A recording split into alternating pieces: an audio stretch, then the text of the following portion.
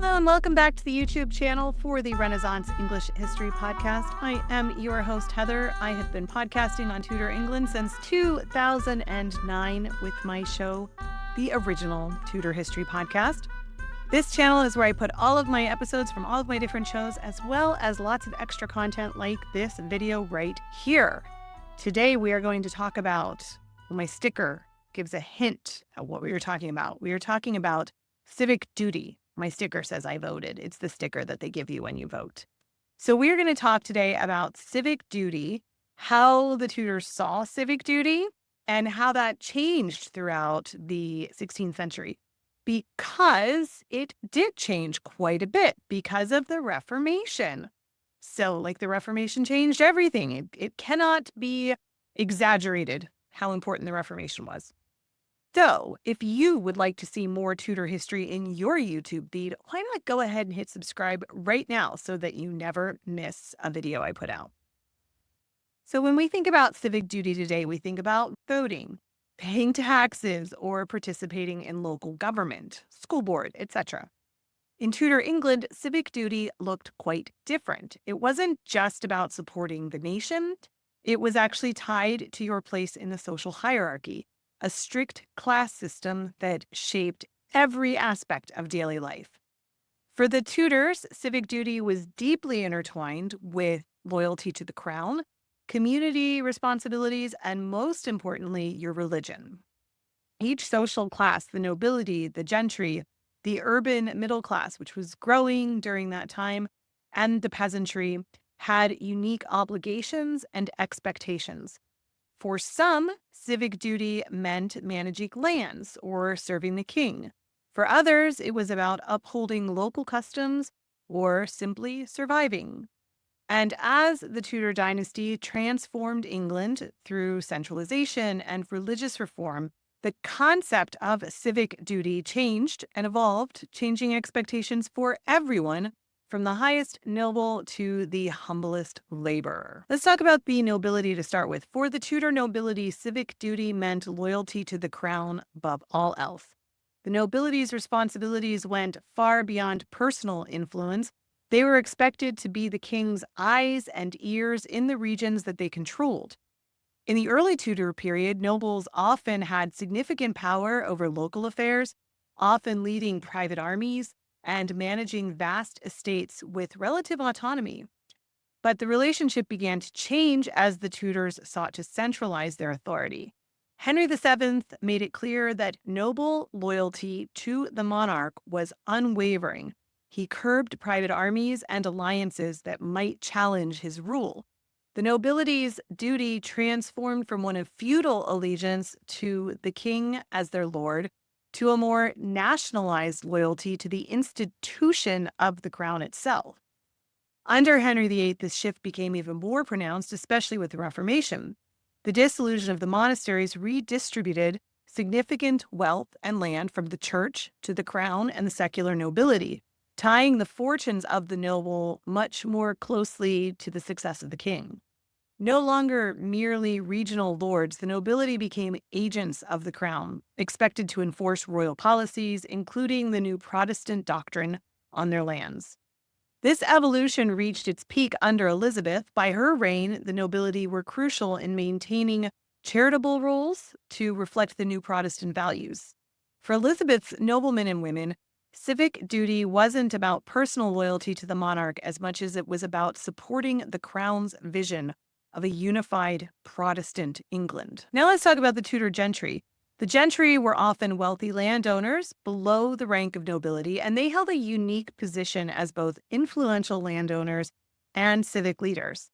As the Tudors strengthened their control, the gentry's role in local governance expanded significantly, bridging the gap between the aristocracy and the common people. Early in the Tudor period, members of the gentry already held administrative responsibilities like serving as justices of the peace, overseeing court cases, enforcing laws, and maintaining local order.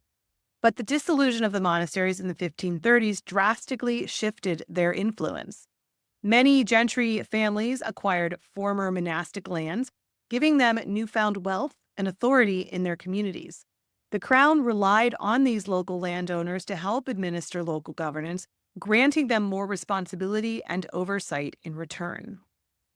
By Elizabeth's reign, the gentry were expected to play an essential role in maintaining stability in the countryside, embodying a new form of civic duty that included active participation in local and national matters.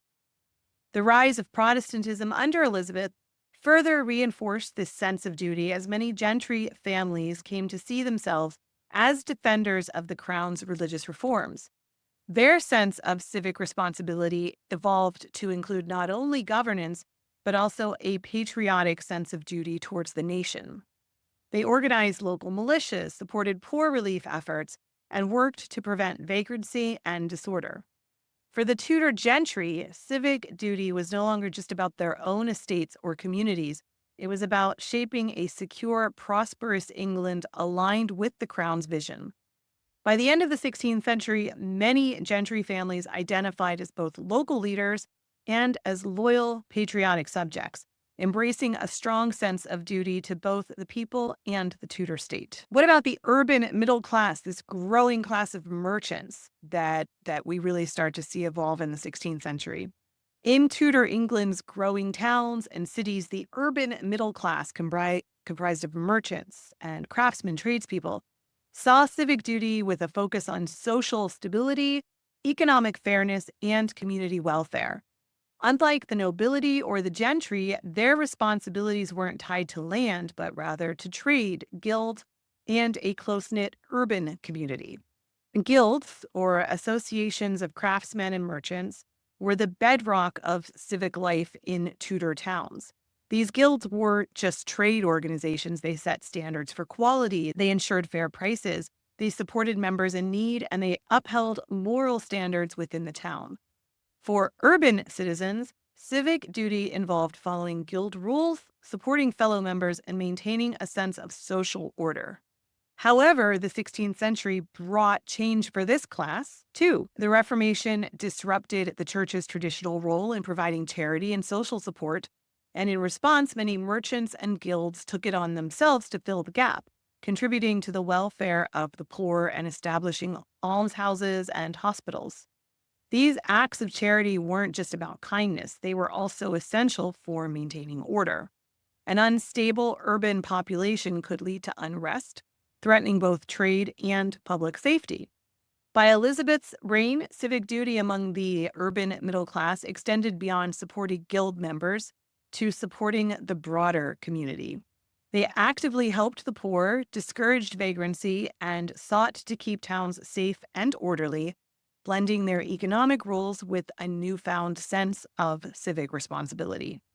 For Tudor merchants and tradespeople, civic duty had grown from a guild-based responsibility to a broader commitment to the well-being and stability of their entire community. For the Tudor lower class, particularly peasants and poor, civic duty was much simpler and much more localized, mostly revolving around the obligations within their own village or parish.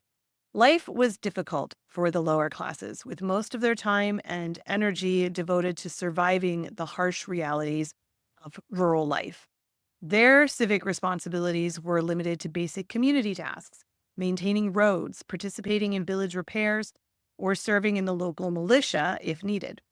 The concept of civic duty was largely practical, rooted in day-to-day survival and the expectations set by their landlords or their parish officials.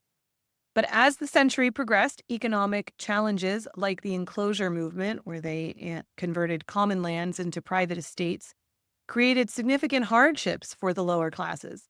Enclosures displaced many rural families, leading to a rise in poverty, vagrancy, and, for some, crime.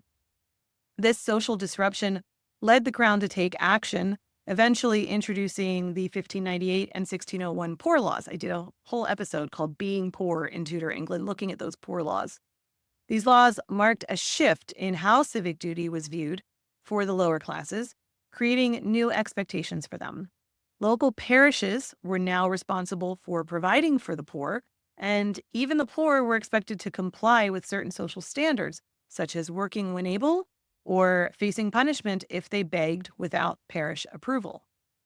For Tudor peasants and the poor, civic duty had evolved from simply community tasks to a state-mandated obligation that linked personal behavior with social welfare. The Poor Laws are an early example of social policy that placed expectations on all members of society, shaping a new kind of civic responsibility, even for those with few resources. Across all social classes, religion remained a powerful influence on civic duty in Tudor England. In the early Tudor period, it was the Catholic Church as the central authority, providing spiritual guidance, charity, and a moral framework that tied communities together.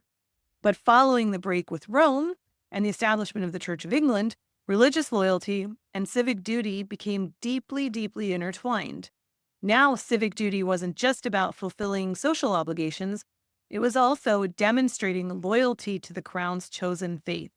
Attending Anglican services became an expected duty for all citizens, a public display of allegiance to the state and its Protestant identity. By Elizabeth's reign, this expectation was even stricter. Refusal to attend church services, especially by Catholics, known as recusants, was seen not only as a religious offense, but often as a civic one as well. Fines and punishments for recusancy reflected the crown's desire to control the religious loyalty as a means of ensuring political stability.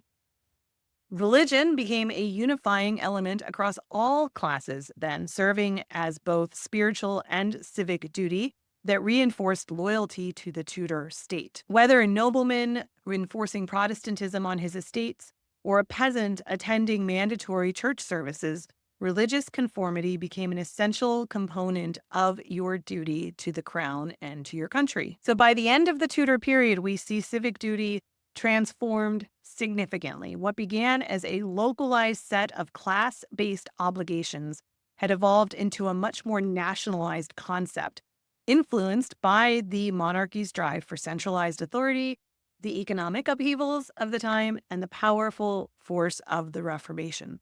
So we start out with medieval views of, peasants having their duty to the Lord and everybody having their place within this hierarchy, to then things becoming much more centralized with the crown at the top, and all of these expectations societally evolving from that. So going to church, like we said, behaving in certain ways became part of your civic duty. So in many ways, a lot of these things that we argue about today over, who gets aid and what do they have to do in return, and all of that is stuff that came from the Tudors. And we are having the same arguments today that our Elizabethan friends had as well.